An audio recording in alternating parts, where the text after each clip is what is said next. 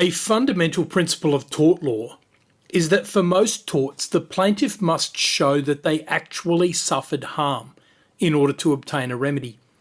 Usually, the harm will be the starting point, as this is what causes the plaintiff victim to consider legal action in the first place. However, sometimes the harm may be damnum sine injuria, that is, harm without legal fault. This is a classic example of that principle in action. The events took place near Tully in North Queensland, one of the wettest places in Australia. Elston was a cane farmer. High rainfall is necessary for cane farming, but when it rained heavily on Elston's land, the rain was unable to drain and the land became waterlogged. He made an arrangement with his neighbour, who had a cattle property, to dig a drainage ditch to a nearby river. Fast forward some years and the cattle property had changed hands and development had interfered with the flow of the river. The new owner, Dore, decided he no longer wanted the ditch across his land.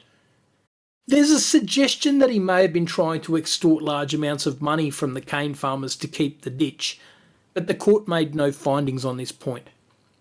He filled in the ditch, and the land, unsurprisingly, began to flood. Elston sued in the tort of nuisance, arguing that by filling in the ditch, the new owner had created a nuisance which caused flooding on his land. There was no question that filling in the ditch had caused flooding, but the court found that this harm did not entitle Elston to damages, because all it was doing was restoring the natural lie of the land.